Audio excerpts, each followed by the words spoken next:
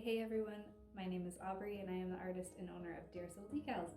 I am happy to put this video together for you guys to show you guys how to decorate a nursery because I know a lot of people really don't know where to start. So I've created a simple 5-step guide to create the perfect nursery or bedroom. But first, really quick, just a little bit about me. I've loved art for 22 years. I married the love of my life. We are blessed with 4 boys and we have 2 cats. Okay, so let's get started. I know that you guys are dreaming of the perfect nursery right now because you're here and you're probably over the morning sickness and the random pains and anxiety, and now it's finally time for the fun part. We deserve this. Maybe when you think about designing a nursery, you don't really know where to start, or maybe the whole idea sounds above your skill level and needles or, I don't know, numbers, or goodness, even pet trimming is more your thing. I don't know.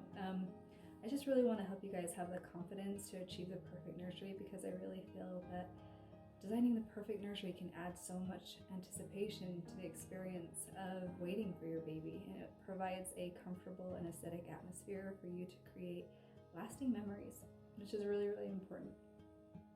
The truth is that designing a nursery isn't that hard, and maybe harder for some than others, but you can do it. And if a 5-year-old can dress himself, you can learn how to design a nursery just by simplifying it into 5 simple steps. Yeah. Here's what you will learn in this video. Step 1, how to start designing a bedroom. Step 2, how to plan your space. Step 3, how to know what to buy. Step 4, how to pick your paint colors. Step 5, how to know when your room is complete, and basically how to become your own designer. Before you begin designing, you need to take an inventory of all the items that you have to reuse, whether it's a crib or paint color or carpet. I must say that if you have carpet that is green, like 1970s carpet that looks like the Jolly Green Giant threw up on it, then there's just no hope for you. But for everybody else, just take an inventory of these items and keep the characteristics of these items in mind and forge ahead. When I say characteristics, I'm referring to 3 things mostly: the color, the shape, and the texture of the items. While you're doing this inventory count, it's a really good time to declutter. It's surprising how little a nursery needs to feel complete. So as you're going through your stuff, just imagine cute little Marie Kondo standing next to you and telling you what to do and what to throw away. And if you don't know her, you should get to know her because she's inspirational to all junk collectors and organizers alike. I'd tell you more, but I think you can gather what to do by watching her a little bit. All right, so now the real fun begins after the decluttering. If you get to start from scratch, lucky you, because that is the funnest way to do it, and honestly the best way to do it, but that's just not a reality for everybody, and I understand that. So here we go, on to the good stuff. Step 1 is start by finding something that you love. I say that with emphasis because you have to love it. That is the most important part. If you don't love it, then everything that follows will not meet your expectations and it'll be a lot of money wasted. So keep that in mind. This item that you love has to have all or most of the colors that you want to use within your space. It should be an item that demands a lot of attention. And the reason is because this item is going to be the item in the room that pulls everything together. This item can be a rug or a chair or curtains or decals, hint, hint. Anyway, you decide. When you find it, you'll know it, get it, and start designing from that one item. All right, so once you find this item that you love, you're going to take some notes like you did before of the 3 characteristics it has: color or colors, shape, and texture. You're also going to take a note of the emotions that you feel. For example, do you feel spunky or elegant or rugged or peaceful? If you can take a note of this, either mentally or on a piece of paper, it will help steer all of your other purchases in the right direction. You want to make sure that everything has a similar emotion, and that will contribute to a harmonious atmosphere. As far as shapes or textures, just for example, does it have circles or sharp angles, or does it have a combination of curvy and straight lines, or is it shiny and metal, or is it wood, etc., etc. You're going to just take a note of everything that this item is showing you. In my case, I chose the Enliven decal set from my Dear Soul Decal shop. I really enjoy the emotion of these panels. I named it Enliven because it reminds me kind of an invigorating feeling you get when you wake up in the morning to start a new journey. After I picked my item, I made notes about the theme, the color scheme, whether or not I wanted a dominant color, and most importantly, what I wanted to feel when I walked into the room. Now I want to tell you guys about rookie mistake number 1. Many people pick colors first or paint a wall first, which from experience makes it really difficult to finish a room and even more difficult to love it. What are the chances you will find wall art that looks great with your pre-picked wall color? And vice versa, what is the chance that you can pick a paint color to match your wall art? You guessed it, 100%. The same goes for picking a color scheme that you love before picking an item that you love. What are the chances that you will find an item that you love with the colors that you love? The great thing about finding an item that you love first is that if you love it when you see it, then you love the color combo, and you didn't even have to come up with it. Okay, so the next steps require some planning, so I really suggest that you really take some time to think about it before you do anything too drastic, because your plan is bound to change and you just want the minimal amount of changes as possible. It's kind of hard to repaint a room. I'll get to that a little bit later. Okay, so now we're on to step 2, how to plan your space, or in other words, how to divide your space into groups. Okay, so a group is a combination of items that the eye can see all at once. That kind of sounds like a duh statement, huh? So anyway, I really like designing in groups, and I have a reason for this. I'll discuss that a little bit later. I usually start my groups, and I recommend you do the same, with an item that fulfills a functional need in your space, like a crib, a bed, a chair, a bookshelf, whatever the case may be. It's easiest to plan your groups around this original functional item. Okay, so when I started planning my groups for my little boy's room, I knew that I was going to have to use bunk beds as much as I dislike bunk beds.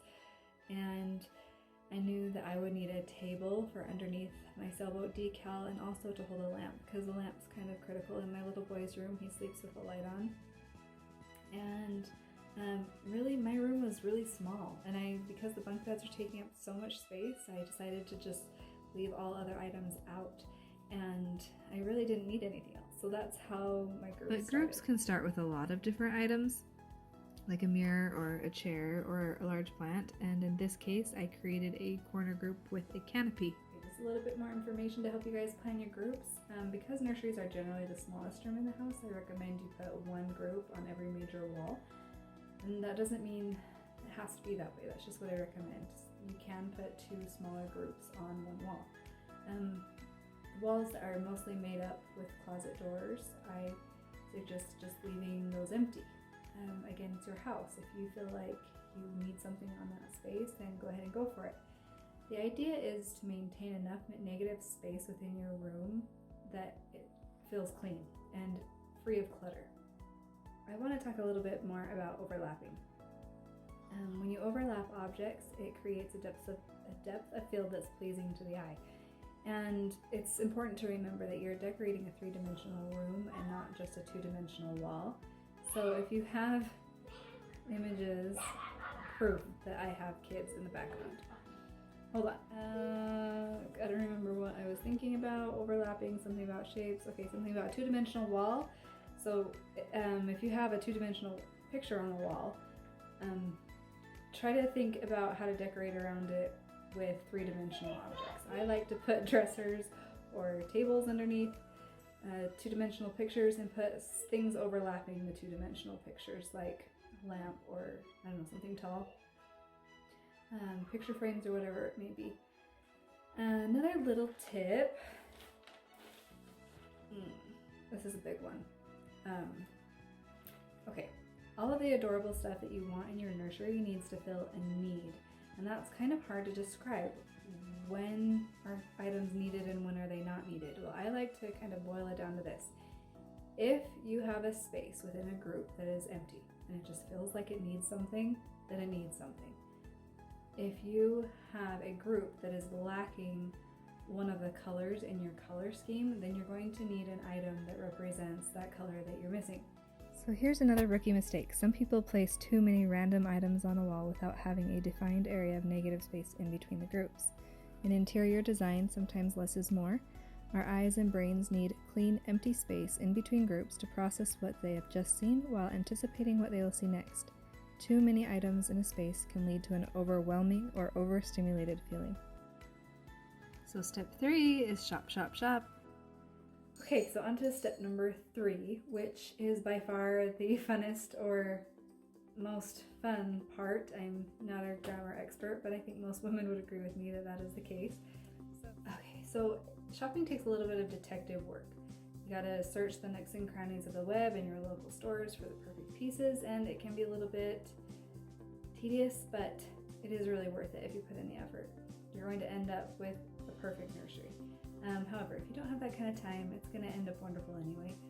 Okay, so you shop for decor like you shop for the perfect outfit. If you buy a denim blazer and you put it with denim jeans and you put a navy blue shirt underneath, you're going to look like Little Miss Sadness off of Inside Out, I think it is.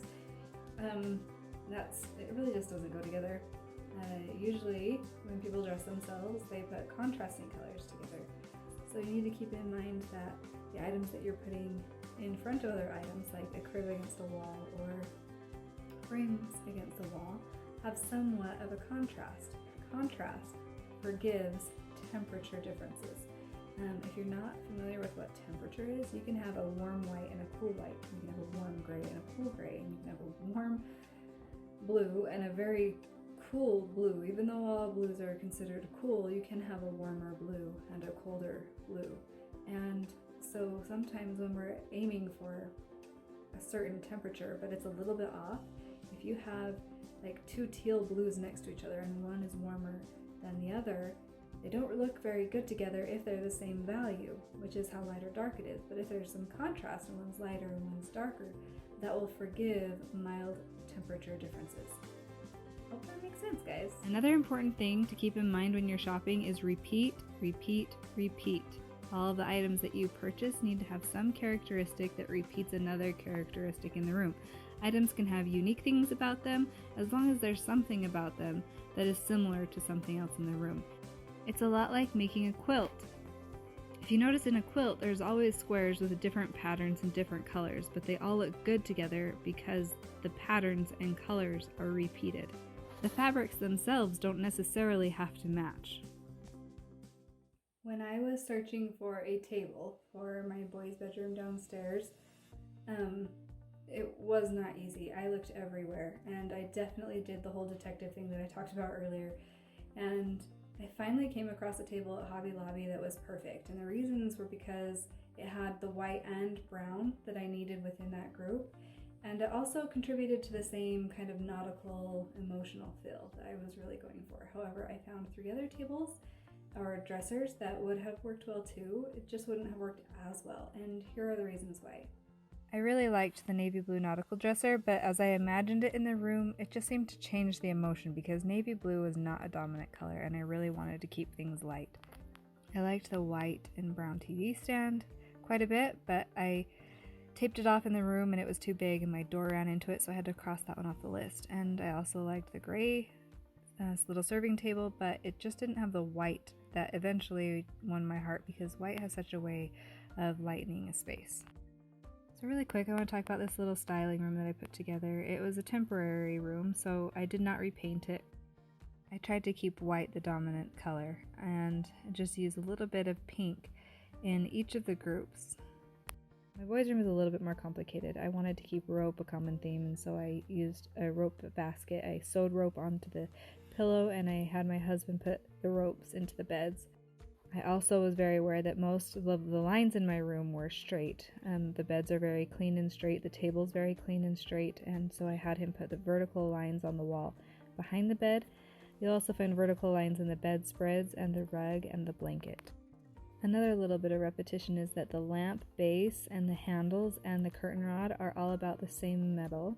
So here's a picture of the boys' room before I put on the navy blue pillows, before I painted the seahorse blue, and before I put the decals up. Doing those 3 things really made a big difference, and I wanted you guys to see how it makes a room feel more complete by having all of the colors apparent in each group.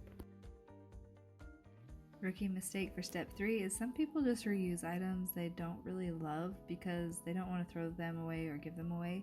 But I really think it's better to have an empty space than to use items that don't really do anything to contribute to the room, because in most cases those items actually detract. So a quick little recap on step 3, you will start your shopping by purchasing those items that you chose to start your groups with. They can be functional items like the bed or table, or something that's just a focal point like a canopy or a big plant.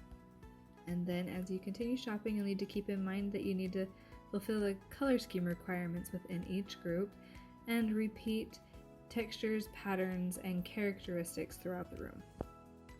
Step 4 is paint time. Once you have most of the items chosen for your room, it is time to pick a paint color. I base my paint colors off of the frames and things that go directly against the wall, as well as the fabrics and things like that. It's not an easy thing really for anybody because lighting varies so much between the store and your home and the time of day. It can be kind of difficult to pick a paint color. I'm not really an expert on choosing paint colors. However, I do a pretty good job, and I'll just tell you what I know and the mistakes that I've made in the past. So generally, if you want a really intense paint color, keep it to a minimum. So you can break it up with finish work or isolate it to just one wall. You need to pay attention to the emotion that you're going for. So if you want a bold feel, go with a darker color, and if you want a peaceful, serene feel, go with a more neutral, light color. So head to your favorite home improvement store and pick up a few samples. If possible, bring a fabric sample with you or something to help guide your swatch choices. Here are the samples I chose initially, and unfortunately, this tale does not end well. Boys' room now, and I just have to share this story. It is funny now that it's over, and I want to share it to hopefully help you guys not make the same mistake that I did. So these 3 walls are light gray, and I knew I wanted the walls light gray. That wasn't really a hard choice, but my husband helped me paint it, and later that night I walked in the room after my eyes had a break from seeing it, and it had dried, and my heart sank. I realized that the gray was a little too cool for the finish work color. This door and the trim is all painted in kind of a creamy color, and so it made the walls look cooler than it was all by itself on the little swatch. I didn't like it, and so I stewed over it that whole night, and the next morning my husband left, and I had about 2 hours. So I grabbed some old paint from our storage room, and I mixed a little bit of warm paint into the light gray, and I didn't know if I was going to have enough paint, but I decided to go for it anyway because I just can't handle the fact that a paint color was going to eat at me for forever. So I knew I had to fix it. So anyway, I'm such a perfectionist, and my husband hates it, so I didn't dare tell him or let him know that I was going to repaint everything that we just did together the night before. Anyway, so I ran downstairs and I taped it all off, and I mixed the paint and tested it on a little bit of the wall, and then like a crazy woman painted the entire room and took off the tape in less than 2 hours, and my husband never knew about it. And the color was so minimally different that he never knew, but it made me happy. Just warming it up a teeny bit made a huge difference. So there's that story, and I hope you guys don't make the same mistake. Assuming that everything is going to go perfectly dandy for you, you'll start by using the items that you have purchased to match the wall colors. You need to remember to consider the colors and values of the items going in front of the wall. I had originally planned to put these dark wood frames on top of a dark gray wall, but when I put them together I realized that wasn't really a good combination because there wasn't enough contrast, and the temperatures were very different. The next step is to put the swatches or paint a small sample in the room you're going to paint, so you can see how it might look with the adjacent walls or trim, and you'll be able to see it in the correct lighting. And keep the emotion that you're going for in mind. This is what happened in my case, is that once I put the darker samples or swatches on the wall, I decided it just was not the right emotion, as well as a couple of the temperatures didn't quite blend quite right. So I had to change my mind, and luckily this I did before I actually painted the whole wall, and I liked the blue color that was already there. It was just a little bit too dark. So again, I went into my storage room, I picked out some paints and kind of mixed my own because luckily I had some paint I needed to use. But you could have anybody at a paint counter mix a color similar or the color that you want for you. I mixed a color that I wanted, went with it, and it worked out perfectly. So step 5, how to know when your room is complete. So step 5 is really just putting the nursery together and looking around to all your groups to make sure that you don't have any missing pieces or big missing space, and that all of your colors are represented within your groups. If you don't have all of the colors represented in your group and you cannot figure out how to put it there, then don't fret. This is not a mandatory, this is how you absolutely have to do a way of interior design. This is just tips and tricks to help you guys understand the process, and hopefully it makes a little bit of sense to you so that you can end up with the perfect nursery. I wish you all well. Good luck. Please reach out to me, especially if you have any questions involving my decals that I sell.